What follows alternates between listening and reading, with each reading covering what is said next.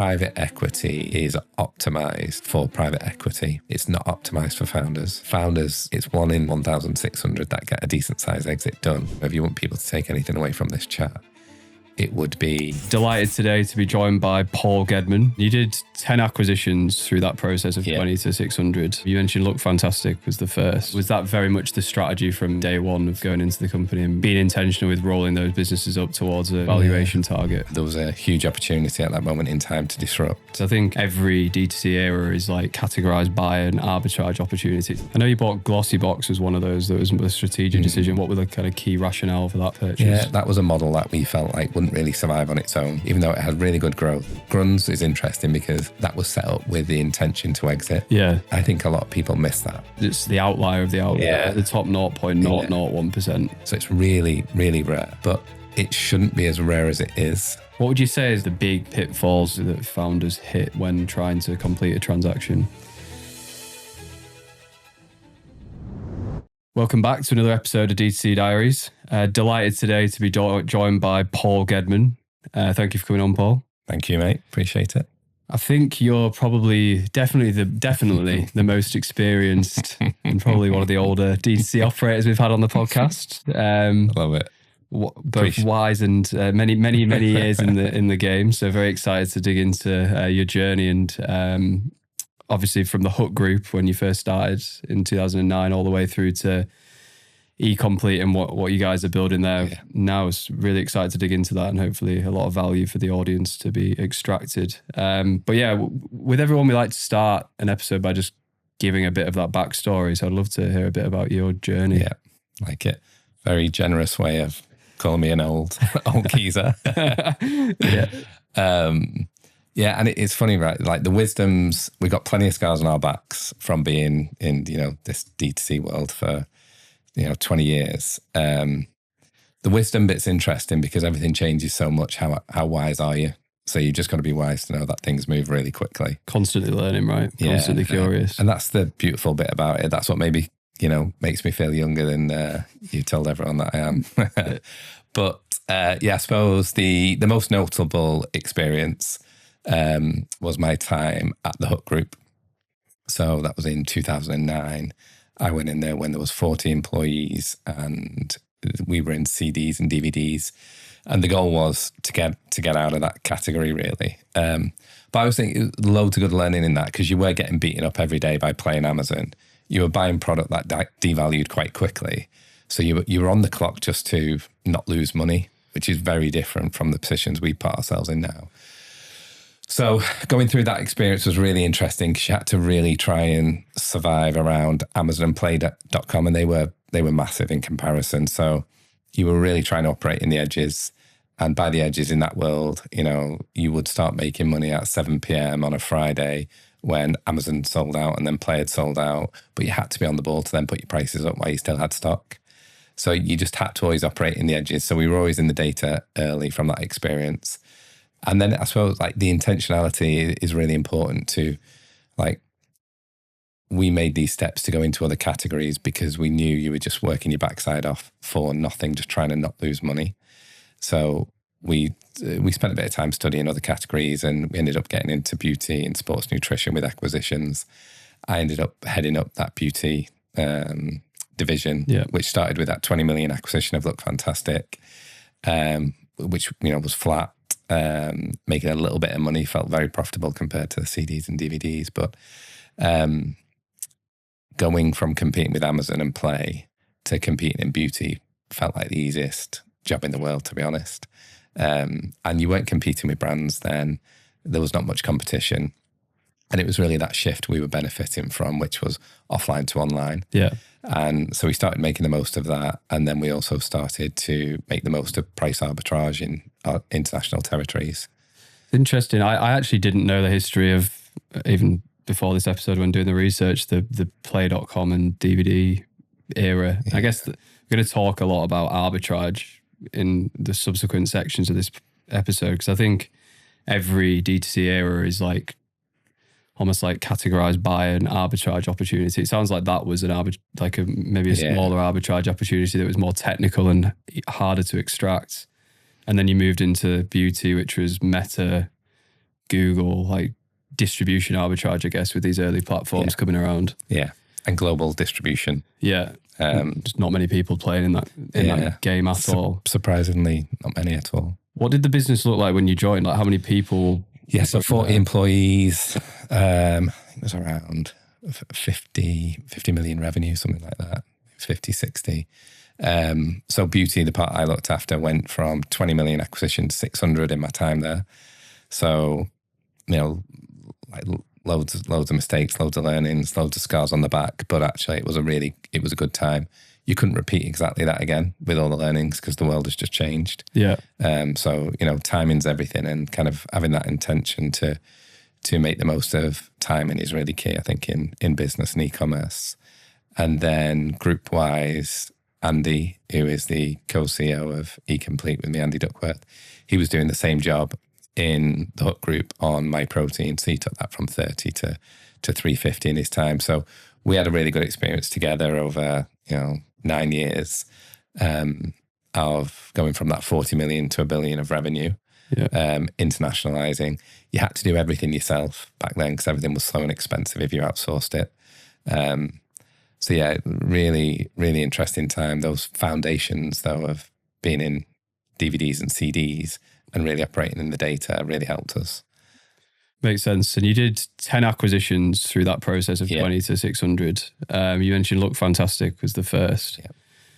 And you also mentioned the intention behind it. Was that very much the strategy from day one of going into the company and being intentional with rolling those businesses up towards a valuation target? Quick word today from our sponsors, Safi. The problem that I see with most affiliate programs is that you're either overpaying for affiliates or you're undervaluing others. And the problem is we don't have vision on any of it. You pay for sales that they didn't actually drive. The codes leak into deal sites. And the one I hate the most is that you see those people that are running ads against your brand and pocketing the commission. But there's so many good affiliates out there, but the ones that are doing the best work are usually invisible. Last Click hands the credit to the people that actually turned up at checkout. So the people that actually warn the customers don't get anything. Safi fixes both. It's essentially an affiliate platform for Shopify brands, and it's built by the same people that did Sarah. What I love is that it's got fraud detection that catches the leaks, cookieless tracking so the sales don't just suddenly vanish, multi-touch attribution so you can actually see who is the person behind driving that revenue. It's also got this really cool AI sidekick that essentially knows your data, and can identify the gaps to help you know what to do next. And you lovely D2C Diaries listeners are getting an exclusive discount code today for 20% off. They're also going to handle the whole migration and onboarding process for you. Go to mysafi.io/demo to book a walkthrough now. What was really interesting there, we were trying to build a big business. So the intention was like, let's create value and build something big. Yeah. So we liked the categories that we ended up being in, sports, nutrition and beauty. Well, there was a huge opportunity at that moment in time to disrupt. And then it was building the model. So every time we came against a barrier for growth, it was like, what's the best strategy for us to unlock that? So a lot of those acquisitions, probably 4 out of the 6 of them, were buying distribution in other parts of the territory, so we could do what we did quite well, which was internationalize, but we could do it legitimately because we'd acquired a business that bought those brands legitimately in that territory. So you couldn't just ship everything from the UK because brands had different distribution agreements in Europe and USA, etc. Makes sense. I guess that's an element of complexity, like the licenses almost for the brands into those the right to sell into. So you had that bit as, how do we keep the momentum of the opportunity that we found on international? And then like a lot of learning from what Andy did in sports nutrition, started to vertically integrate. So how was I going to improve my P&L? And there was more competition coming. Brands were, potentially going to give you less support. So you were in a P&L where you were buying product from someone else. You were at best making 40% margin. And there was no real way out of that unless you went and acquired your own brands and did the vertical integration of your own supply chain. So we ended up buying brands then and manufacturers. I know you bought Glossy Box as one of those. That was a strategic decision. What was like the key reason for say using that as an example? What were the kind of key rationale for that purchase? Yeah, look, and quite a lot of them were opportunistic. Yeah. And felt quite well priced. So that was a model that we felt like wouldn't really survive on its own. Even though it had really good growth, it was going to struggle to be profitable. And we felt quite strongly that it should be part of a group. Broader network. Yeah. And then you get the benefit of it, you know, and that compounds across the other parts of the business. So for us, it was strategic and tactical of discovery, being able to give brands an alternative to just writing them a check. You know, because writing them a check's great, they love it, but then you start coming under pressure for pricing and, you know, discounting and campaigns. So actually that was nice for us to go and say, okay, well, we're going to incubate your brands as well over here and help with the discovery process with consumers. But it was the lessons you learned in it. It was a low average order value. You started again every month with a product. You didn't tell customers what it was until like, you know, day 3 of the month. And then usually had half your products left. So you could start then trying to tell them, but you had to be really quick with that content to get it out. Yeah, really. So it's a tough model. Yeah, quick turnarounds, like everything. Like a bit that feels like you're in a bit of a treadmill that never stops. Yeah. We're going to come on to, I'm imagining, all of the lessons and challenges and mistakes and learnings in general from that process of acquisitions and how that shaped your view of the market. But I wanted to touch firstly on that D2C evolution, because obviously you were there from 2009 to 2020, was it? Is that correct? Yeah, at the Hook Group, 2009 to 19. 19. Yeah. What drove you to step away, firstly? It was just family, really. You know, it'd been 9.5 years. And, you know, it was definitely time for a change as well, but like forced by a bit of guilt of having to give a bit of time back to the family. Achieved some of the goals that I wanted to get to. You know, I really wanted to be part of that, you know, getting to $1 billion of revenue. And it just felt like the right time. Yeah, it makes sense. I feel like 9.5 years in any ecom business is like a lifetime. Lifetime with how fast it moves. And from the point of entering to 2020, which was, I guess, the start of COVID sort of era around then, wasn't it? Yeah, it was. I feel like that was like entering into that second era of D2C, categorized by like just another massive shift in consumer behavior away from retail, forced online, the funding landscape that sat behind that with the massive surge in like PE, VC funding into assets that they broadly didn't seem to understand and then didn't generate a return from.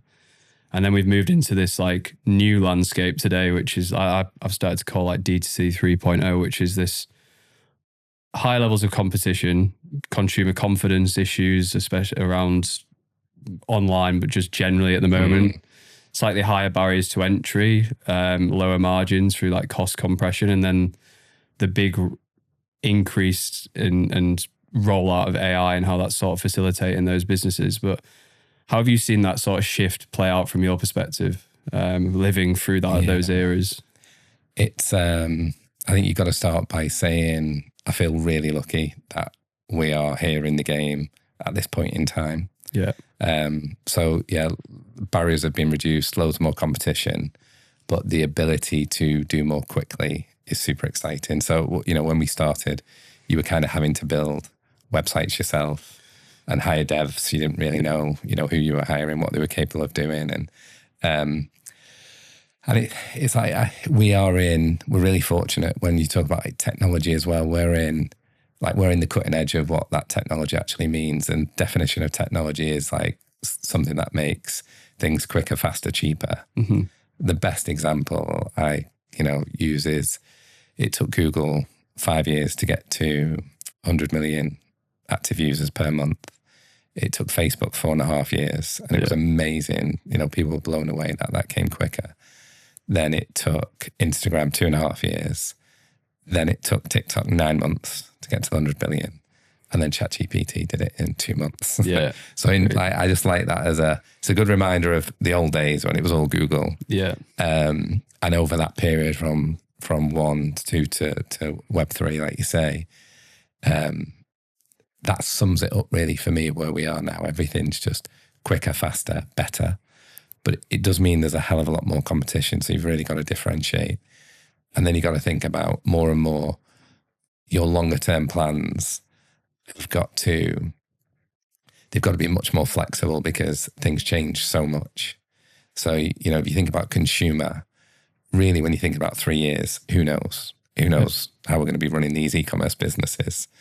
We know we're going to be doing it. We're going to be doing more with less people. Yeah. And all you can really start to think about is like, what are the really important things to consumer that are going to remain? Yeah. And those things are product and the product working. And then I also feel like it is going to be communities. So I think there's going to be a load of brands that are lost in the middle where the product's okay and they are competing like everybody else. You know, and it's probably too reliant on Meta. I think those are going to struggle. I think probably products where you're doing your own manufacturing, or you've got some, and there's not really much IP that exists anymore in consumer products, but the product has got to have something special at that one end. You've got to be really close to the supply chain. And then the other end, it's going to be people who can build communities. So I think there's going to be, you don't want to be in the middle. Yeah. It's interesting. I definitely agree on that, like compression of OpEx, like people being able to just be more efficient. We're seeing this in the moment. Like I was playing around yesterday and you can pretty much one-shot funnels with Claude, like perfect, which would have taken dev teams 8 to like 6 weeks to build a quiz funnel. And you can literally turn it around in like an hour if you've set up the right system. Yeah, it's wild. And you're seeing that's really lowering that barrier to entry. Even AI content creation, it's like whether you use it in your brand or not, it enables people to launch brands for what would have cost thousands for pretty much nothing. Yeah, there's too many negative stories that get out there versus all the positives that you see. And that, like, you know, if people are going to take away things from this chat we're having, if you're not spending at least 30% of your time on AI now and implementing that in your business to save time and hours, you're really going to regret it in 2 or 3 years. Like, and it's realizing the moment that you're in. Like, this is a phenomenal moment, and you got to keep celebrating all those little wins and pass them across the team and keep doing more with it. Especially in e-commerce, because it's we've talked a lot about this in our business. It's harder as an agency to become data first or like really mature from a data perspective than I think in an e-commerce brand, because an e-commerce brand is just a lot of data. It's a data business, really, in a way that a lot of traditional offline and things will find much more difficult. Yeah. But I 100% agree. I think you've got to be curious, testing tools, building those foundations, we could say like build for the slope, not the intercept. So like try to build for where tech's going to be in like 6 to 12 months, not where it is today. Don't overcommit on contracts, on technology, and you know, it's all going to change. Stay flexible. Exactly, which is difficult. But I think if you are doing that, I think it is super exciting for those like early to mid-stage brands that are able to be a bit more like nimble, flexible versus the incumbents, those larger businesses that are traditionally a bit slower to adopt, right? They're a bit more risk averse. And you're right. We're lucky in ecom because a lot of what we do is data, and the integrity of that data is really important. So we started by, you've kind of got all that data and you're tagging it up and you can do some really cool things with it. Then we started thinking about, actually, we've got to have some unity in the stacks in these business. So we're using the same technology. You know, just to make sure you've got some efficiency building that database. You then kind of go into that next stage of, okay, well, what is business really? If you break it down, especially D2C business, it's just a series of tasks, you know, and processes. And if you do them quicker and better than your competitors, you win. So it's prime for AI. It's prime for us being able to put that data into a database and start utilizing it for, you know, efficiencies on our analysis. Then we start to think about, well, we've got to make sure there's a stack, not just for the tech, but for our people as well, so that we can make sure that you're effectively building a database of everyone's data touch point in the business, you know, just emails that are doing Fireflies, notes. I'm trying to like use less WhatsApp and, you know, use more Slacks and Teams, just so you can consolidate all that information. Because we've seen some amazing things. I heard something the other day that really made me think on it, which was we're all getting these benefits, and our weekly updates we get from all our teams. We're asking people to call out how many hours they're saving on stuff, so we keep that in our mind.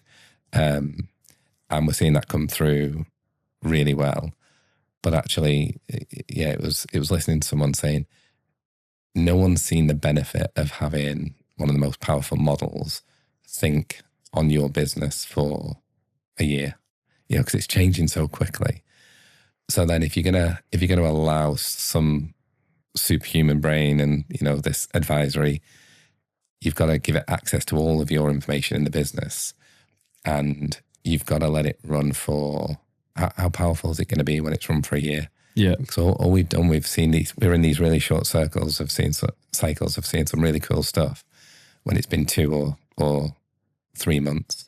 But how much better does your business get when you've let Fable run the everything for 12 months? Because that should really start to compound and compound and compound. And so I still don't think we understand the benefit of these models at all. But it's really good that, in your business, you're sharing these case studies. But all I know, we're going to keep getting more and more surprised and enthusiastic about what we can do.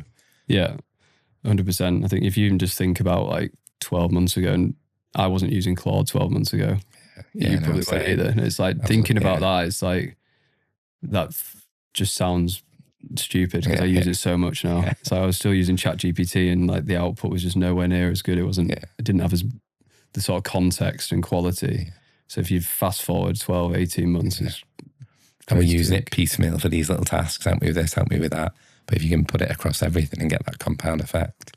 We've also found it's, and this might be just me, but I've never loved the HR side of, like PDPs and sitting down and giving people that feedback. I like doing it just every call, every day when you're speaking to people rather than this big.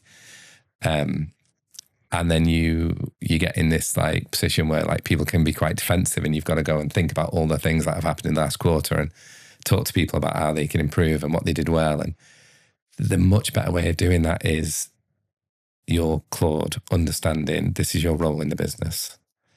And these are the objectives that you've got to deliver this month for us to, all achieve that goal together. And having that to-do list every week, but a report back to you on what you didn't do and where you're spending time on. So I do it to myself, and I'm probably not I'm not amazing at taking negative feedback. Like I'm quite defensive.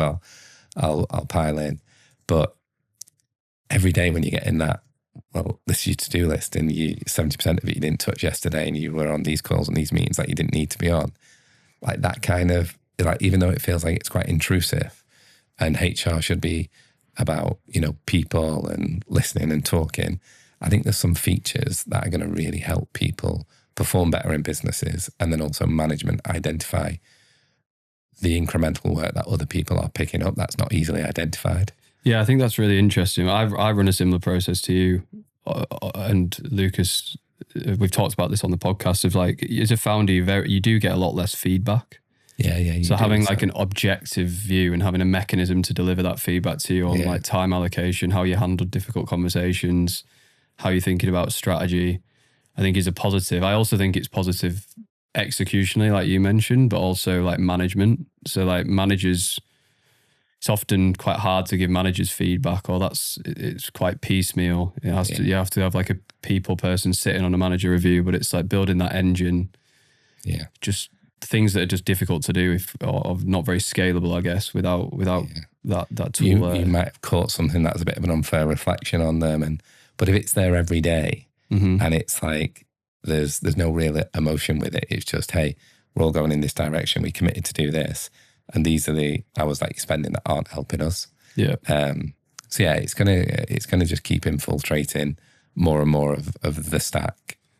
100%. And I think you mentioned a minute ago the view of like D2C being a matter of doing many tasks, many processes faster and better over time. And I think you've seen some of these brands that have come out the gate enabled by these tools create crazy outcomes, right? You've seen IM8 go from nothing to 180 mil plus run rate in 18 months. You've seen Gruns.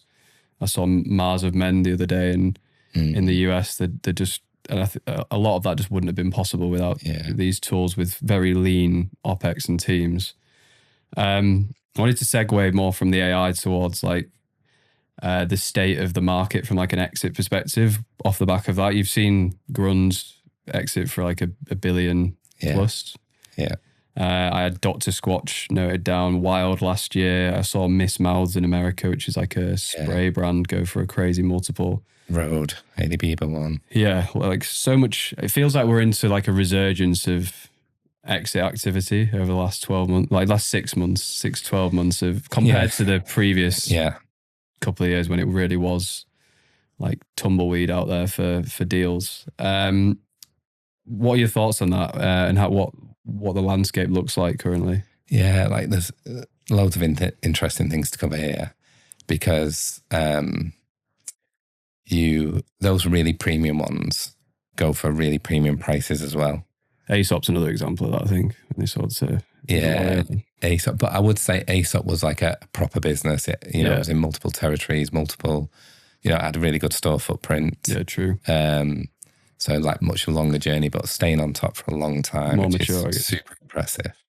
Would have been really de-risked versus some of these others. Yeah, makes sense. So these, like the market being open, it's like the IPO market for SpaceX. It's like it opens for the really premium ones, and the competition at that end is like, I say surprisingly high in terms of the outcome of a multiple. That competitive tension just keeps increasing on those top ones. So you saw it even a couple of years ago with like a Medicaid. Yeah, that was like a really, really strong business. It was ticking every box, and that got away. So it's good to see it. I don't necessarily think it helps for a lot of entrepreneurs and people building businesses. I think it sets some unrealistic expectations on outcome and on pricing. And, I don't know those businesses really well. Gruns is interesting because, when you talk about that was set up with the intention to exit. Yeah. Which is, I think a lot of people miss that. He brought in a very, very competent team from day one. Yeah. Had done the journey previously before himself as a founder. So I think you could see the intention behind it with how heavy they went out. I think IM8's another example of that. Like they came out the gate a bit different because they're already public, but intentional, knew that they were going to run aggressively into the red to then play the model out over like a year's time. And both in really good high growth categories. Yeah. Still really, you'd say both of them are quite early on the beach, catching those waves in the, respective positions for those two. So I do think it is, signs of life in the market are great. But I do think it doesn't help a lot of founders, really, because you think, right, that timeline's so short and that exit's so big. I think the landscape today, like we're saying, we're so lucky that we're in this environment now. But with that, you've got loads more competition. The barriers to entry are gone for e-commerce. So you've got to do something pretty special. But I think there's like technology being just speed and low cost and all those great things. It is allowing people to build businesses and get to 10 million on a few meta ads and a decent product, and a TikTok and a D2C store. So, if you go back in web one, that would have been a head of growth.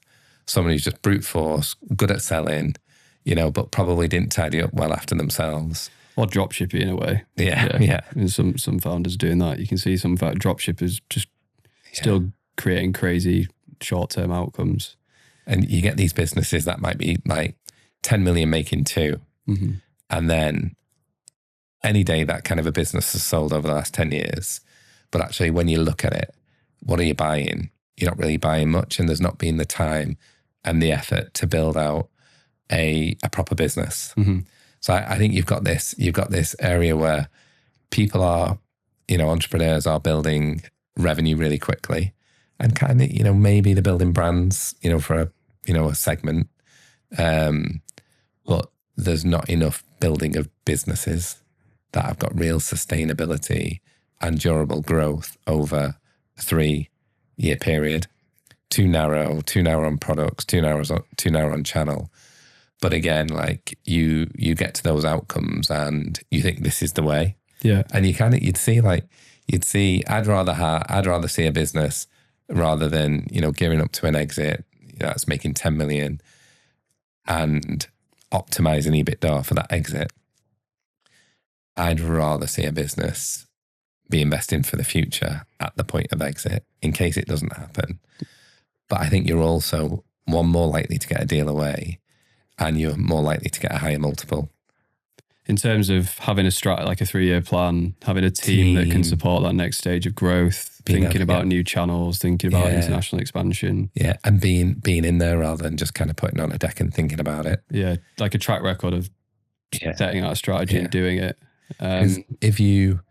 Business really is, a few things in it. It's all those series of tasks and doing them better and quicker. But I actually think by the time you get into year 4, 5, 6, 7, 8, 9, 10, it's really about how you deploy capital. And can you deploy that capital better than the stock market would? And that's building a business.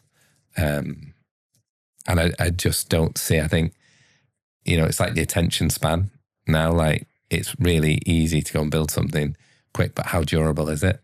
And I think there's definitely some education that needs to happen there for founders and entrepreneurs, because it doesn't happen in a deal process until the end when a deal doesn't happen. Yeah. And then it's kind of too late. And I think I want to dive through some of those elements of like why a deal may fail, but just to set the scene for people, it's like people watching, like successful exits are the minority of the minority of D2C businesses, right? Yeah. So if you go through like helping people understand how hard it is, and that Gruns example, that is one in 8 billion people have done it. Yeah. It's the outlier of the outlier, the top 0.001%. But if you go to the UK, there's like 300,000 to 400,000 new businesses every year. Yeah, which is great. Actually a pretty solid country for people starting new businesses. 5,000 of them roughly are in D2C, consumer, beauty and nutrition. Yeah. So we go to that 5,000 because that's the space we want to look at. And then out of those 5,000, the amount of businesses that get to 10 million, and we've just said it's easier, and it is a lot easier than it was, but that's under 1%. Yeah. So, if you start in that D2C business, 99% chance you ain't going to get to 10 mil. 1 in 100 founders, right? Yeah, which is like, when you think, 1 in 100 is not that bad, but, and maybe it's not the goal for everyone to get it to 10 million. And that's over a 5 to 7 year period as well. Yeah. So, you're giving it old school time. Mm-hmm. And then businesses that exit doing 20 to 30 million of revenue, where a founder gets out more than 50% of their value, that then goes to 1 in 1,600 people.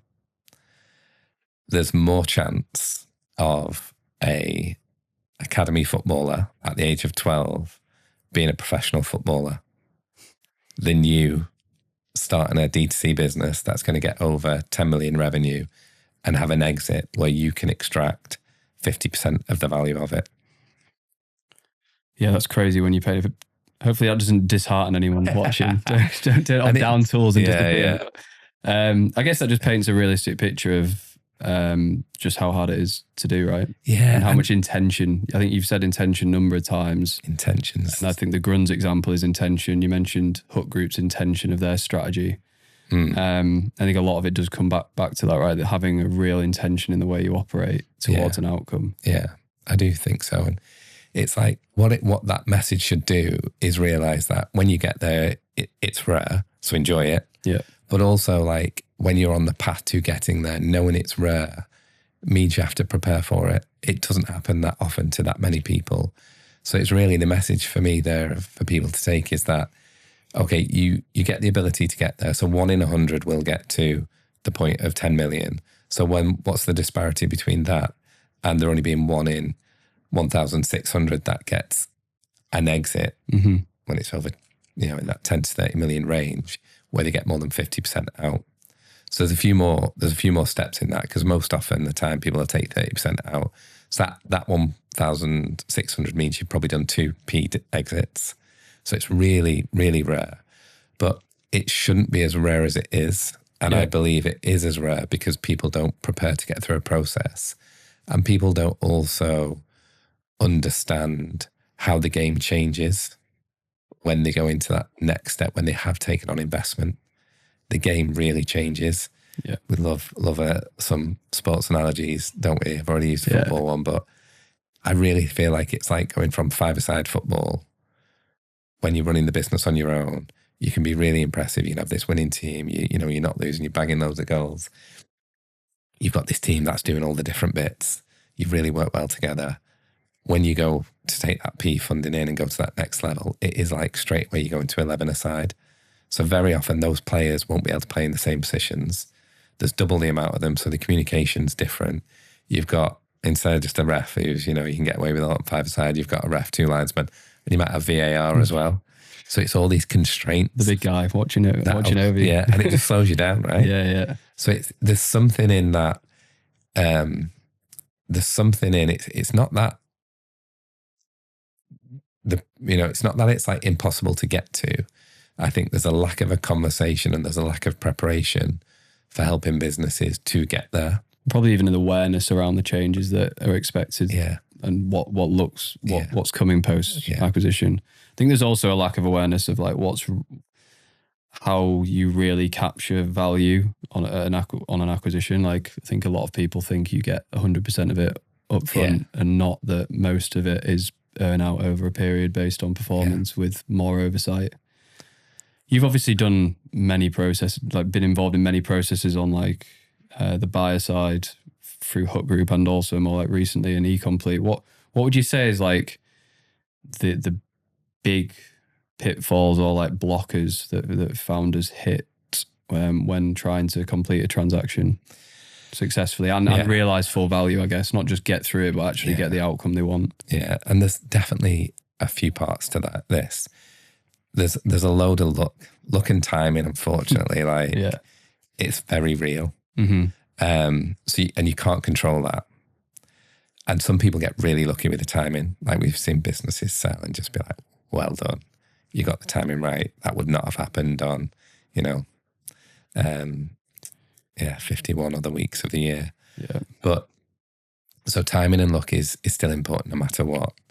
But it's this performance, but you can never plan performance to an exit because you don't know what the timing's going to be. You think you're in control of the timing, but you're not. Mm-hmm. You can set, right, we're going to go to market, we're going to prepare for it. We're going to exit the business in Q1 next year. Like, you're just not in, you can make the best plans, but you're not in control of that process. So what you have to do is make sure you're dedicating enough time to the performance of the business being sustained. And it's so hard, when you've got this, when you've got a business where you're the founder, you might have 4, 5, 6 great people around you, but actually a lot of it's on you. It's really hard to plan to go through a process, prepare the business for that and keep performance flying. And it's really hard with a lot of businesses we see today where they've got one channel, or like 2 overexposed on one SKU, so again, it being early, the technology, the ability to launch and get 10 million revenue under your belt is great, but it's almost misleading in the fact that you're building a proper business that will get through a process.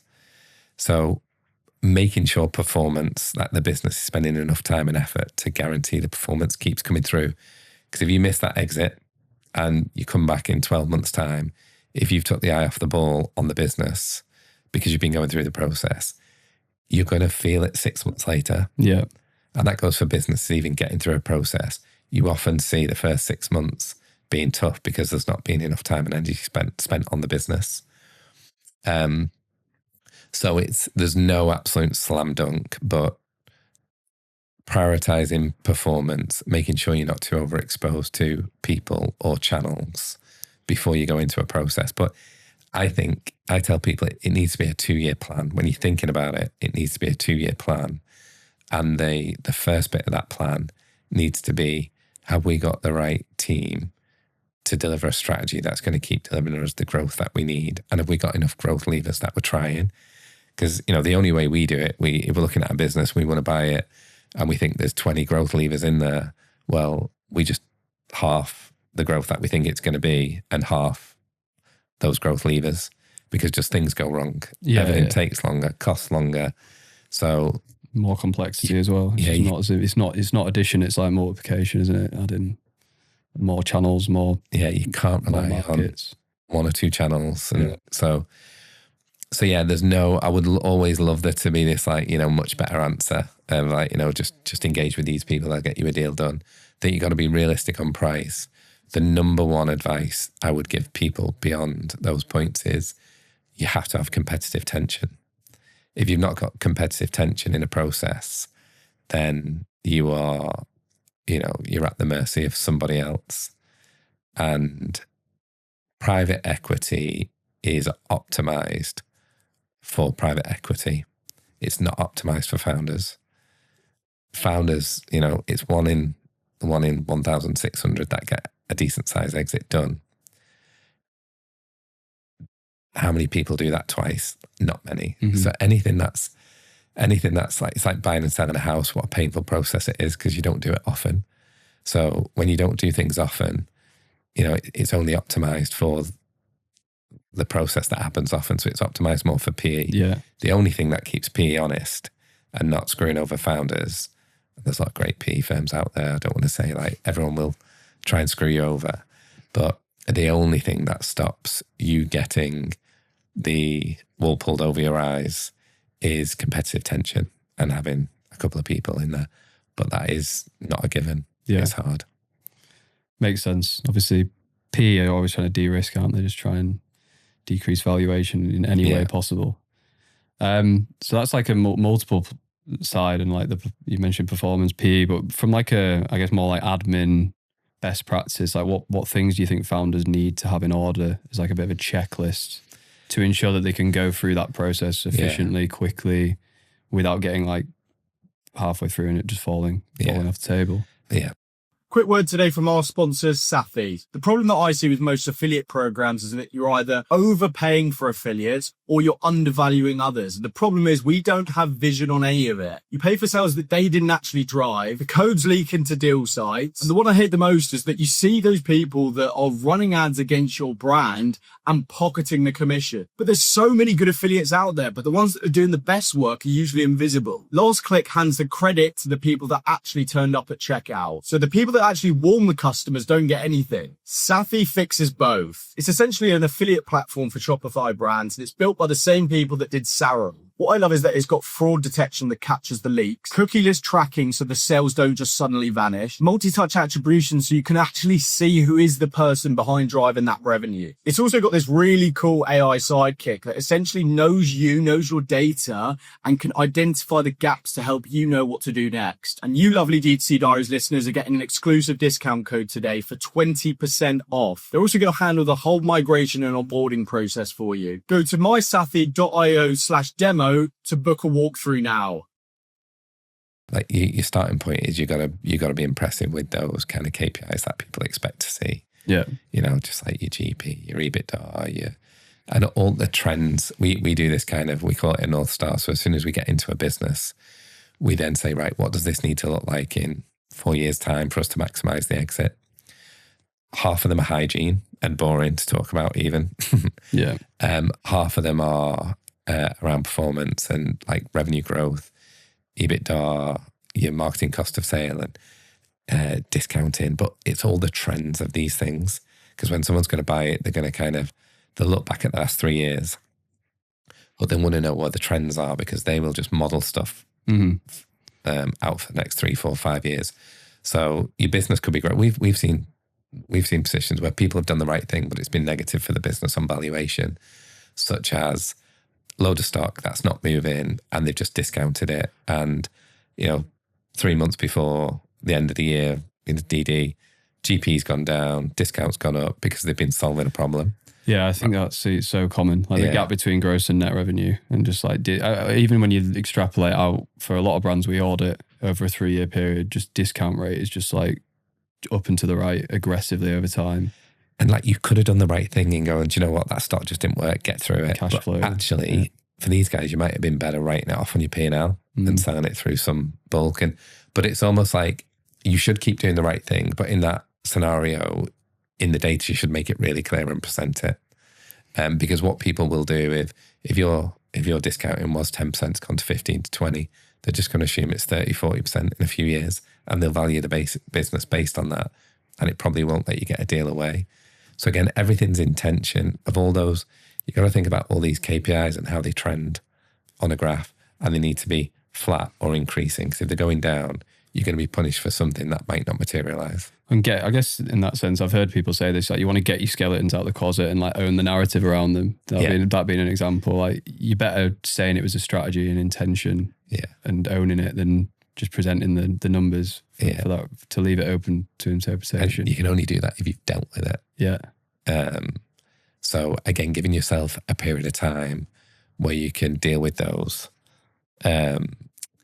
is you need that time to fix those problems. Yeah. But then the other half are hygiene. So trademarks, where are they?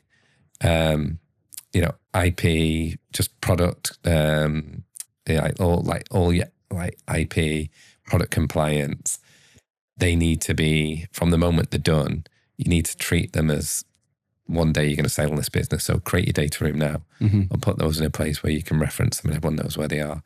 You want to have 3 years solid financials. You want to have 2 years of board packs. That the more wiser than me, the more older than me would tell you actually the best ED is in last 2 years board packs, because there you're seeing, well, fine, in an IM, there's a story and they've told you the story which fits because you're looking at it retrospectively and it's going to fit the future. But those board packs will tell you what the intention was and what happened. So again, when you're doing your board packs, you've got to always be thinking about them as, okay, well, we're doing these for the intention of an exit. And again, you've got to be honest. And people seeing you deal with problems in those scenarios also. Yeah. That's the best DD. Because then in the team, you're seeing people being able to deal with. Durable. Yeah. Can deal with like changes and fluctuations. You're right. It makes a lot of sense. Like it builds confidence in the leadership team, right? That it's going to stick into the business. You want to be able to see that they can deal with challenge, not just, especially if they've been in like a rocket ship for a few years. Yeah. Can you rely on these guys? How do they deal with problems? And then it's team as well. And like that growth strategy. And you've got to leave things on the table for people. So, whatever stage you're at, I think most often than not, we will be in the space of 20 million to 100 million. That'll be our sweet spot, hopefully. And when you're exiting, you've got to think about who you're exiting to and what they're going to want to deliver on growth levers. So even though we're D2C, through and through, like omnichannel is really important, and retail, and being able to demonstrate that this business can sell in retail, but you want it to be 10% of revenue growing really fast. So someone can look at it and go, okay, this is our low-hanging fruit. We know how to deal with this. But the team is super important, and having management schemes in with the team is really important, because people will be like PE or a buyer will be looking at all those KPIs first. So that's gate one has got to get you through. Like, does this business look attractive? But the bulk of the DD is done around people and the hygiene of the business and skeletons in the closet. Yeah. Now, PE deal with de-risking that by putting in just conditions around, if you don't hit those growth metrics, then you will lose part of the business. So again, like a bit of a negative, but it's better people thinking about this way.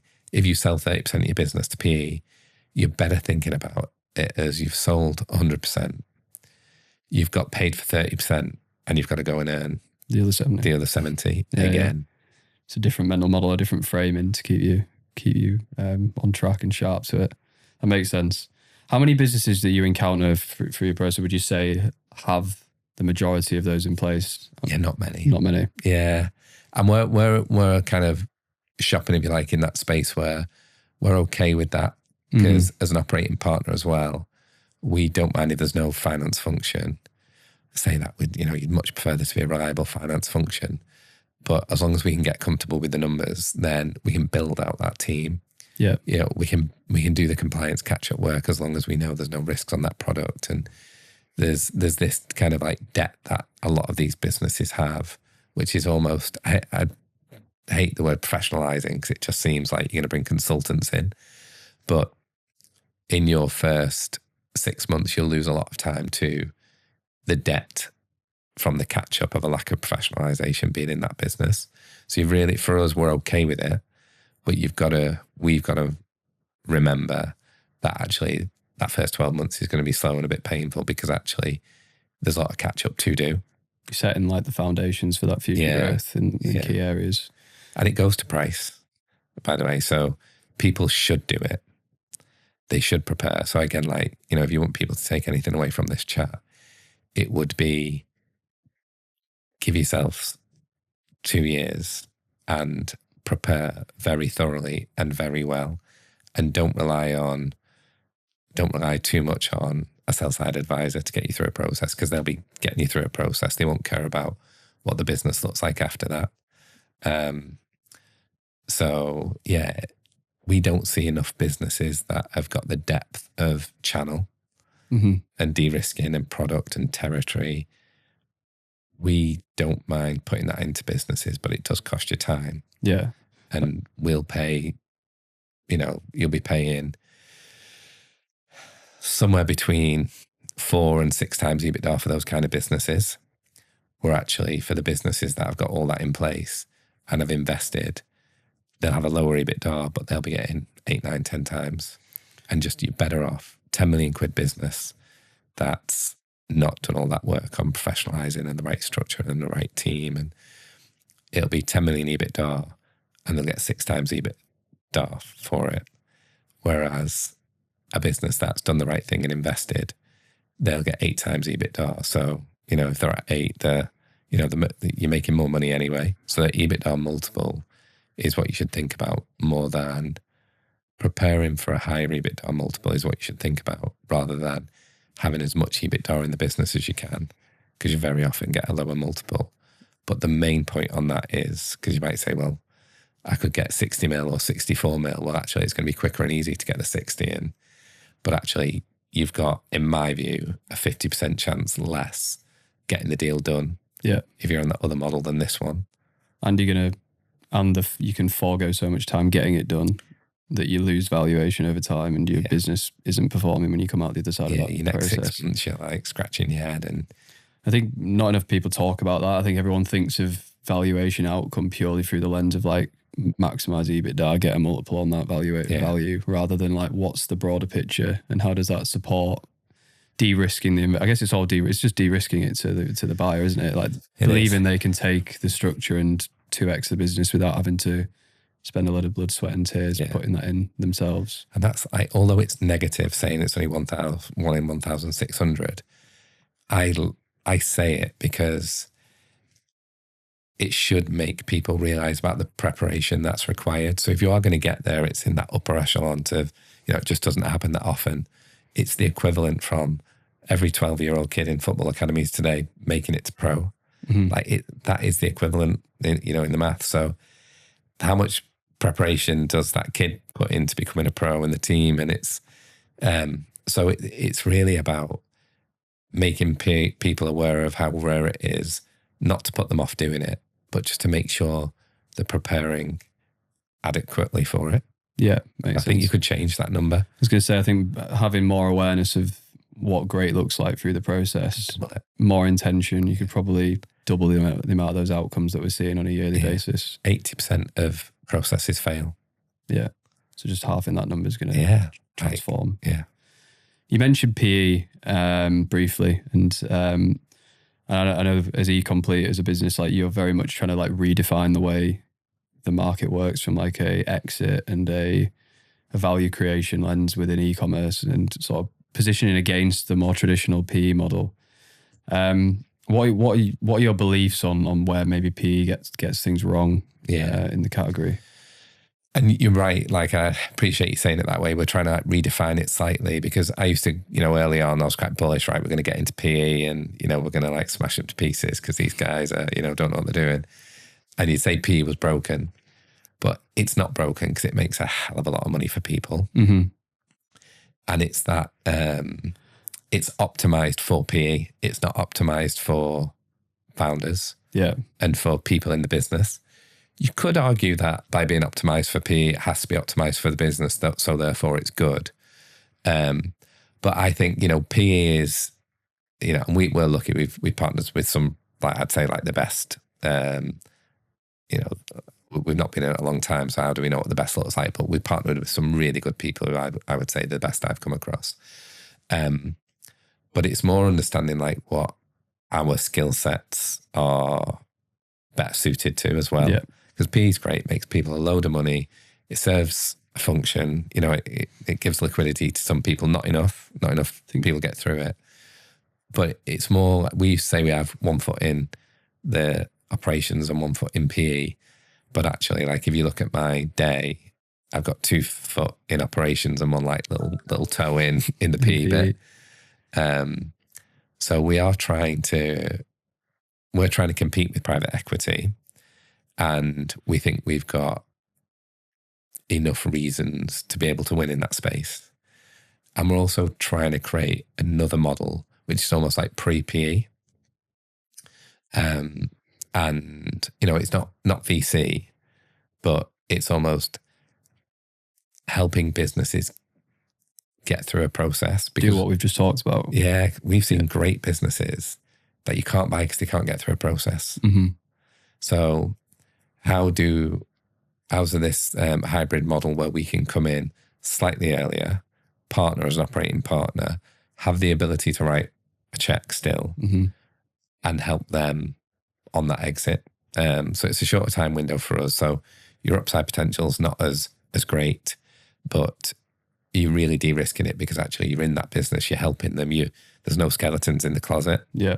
So there's, this is evolving, over the last couple of months for us, but we think there is got to be a better way to get more liquidity for lots of great businesses, but that just don't tick all these P boxes. Yeah, makes a lot of sense. I think you've obviously got the domain expertise, and you mentioned a couple of the pieces that you guys sort of specialize in, which you would say internationalization is one, marketplace, another, team, people.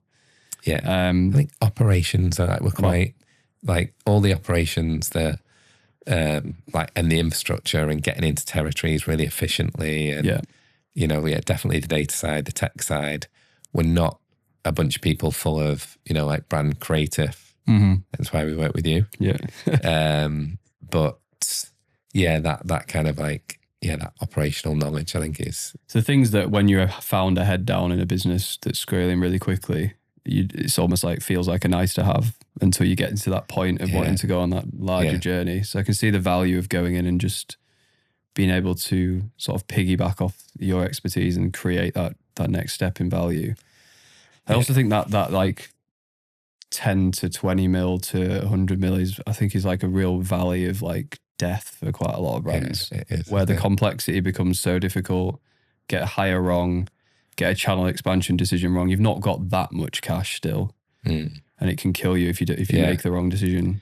And if you're relying on Meta, you're very often just reinvesting it back in Meta to service that growth. And and that's why you think there's a lot of businesses that could go on to do more that fail. And I suppose it's experience, right? Like Andy always says it best. We talk about international. International is one where it's like still, I don't want to be like too critical, but it's still surprising that so many people like fuck it up. Yeah.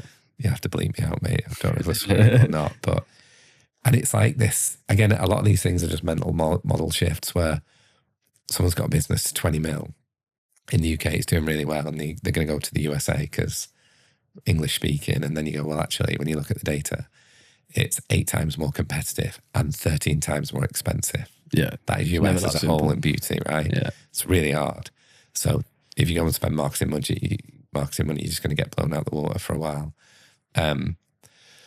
But it's what territories do you go into and why. But it's also going, well, actually, people too often start exporting the £20 million business because it's great. You know, they're doing really well. So what works today in the UK, they try and export that. It does mean you end up going in very often with too many, too complex, like too much marketing budget, too many people, almost like too many ideas as well. And biases towards like what's worked previously, totally. Maybe doesn't translate. Yeah, that's a really important one. But what you've got to do, you've got to go back to day one. So in every new territory, you're not spending any money. You've got to get into that territory really efficiently. You know, you've got to like take the knowledge of what's worked, but not what's working now, what was working back then, and the lessons of the 5-year journey. And they don't all have to be like day one lessons, because, you know, some of those lessons should have compounded and you'll make better decisions. But you see people just trying to export what's working now, and that's the wrong. It's starting again. Every new territory is a startup. And we're just fairly good at getting in there very low cost and having an approach that is, well, let's learn from the data. Let's be patient. You're going to have loads of patience. Your first 6 months are learning, testing.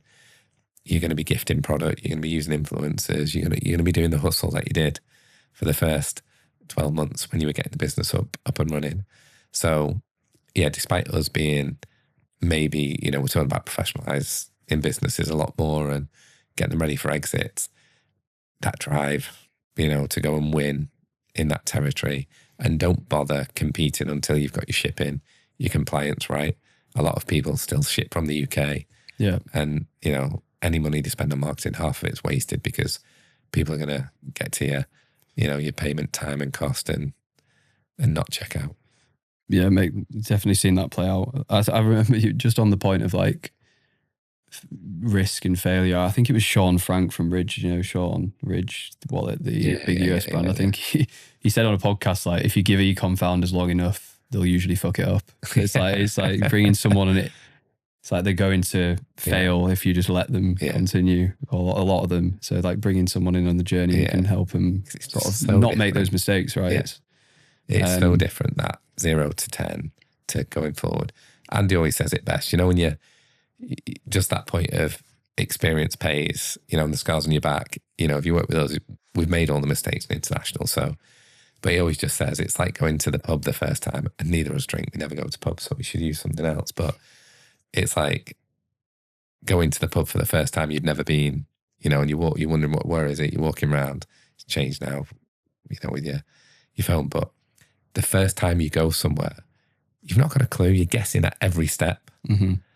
When you've done it once, it's so easy. So like, it's a really simple one, but actually the amount of steps that you can get wrong versus just using someone's experience that's done it before. Journey, It's the easiest investment you should make every time, but people don't do it enough. 100%. So in terms of the eComplete journey, what's that looked like over, say, the last couple of years, and what's the goal for sort of the next 18 months at a top level, just to wrap up? Yeah, loads of learning, really, really interesting, really understanding that P side, because you can look at it from afar and, you know, it looks easy, but then it looks easy because there's a lot of kind of high failure rates. So you think, well, if you understand these businesses, it's, you know, we'll avoid all those failure rates. So loads of learning for us there on structures and how we set ourselves up to maximize the benefit of the operation side of eComplete.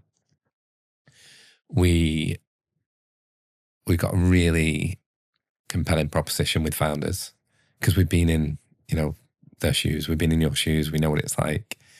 So I think we resonate really well, and we can compete definitely with private equity, which that's what we wanted to make sure we could do. Can we get outcomes? Yeah, like we can get outcomes.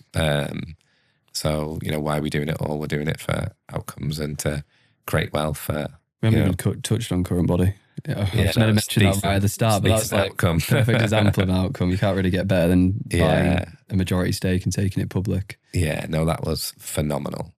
And yeah, you keep drawing lessons from that experience, you know, now. So for us, we want to get to 10 assets that we got under management That's our goal. How do we get there quickly? It's fairly hard raising money.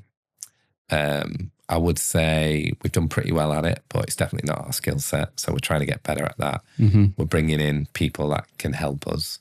But we've rewrote everything AI first over the last 12 months. So, when you think the world's great and, you can start focusing on deals, and then you get excited to rewrite everything because it's given us a 10 times better outcome, and it's 70-80% less cost. So that's been really enjoyable, actually. And just every time you talk to the team, you talk about exciting stuff.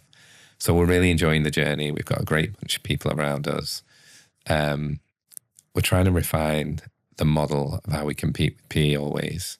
Just simply when we have our process for identifying businesses, we change that every couple of months. We were probably quite heavily weighted. We got 36 different data points. So as soon as an IM lands with us, and we've seen 62 IMs, this was probably till the end of, April, actually. So it'll be a bit out of date now.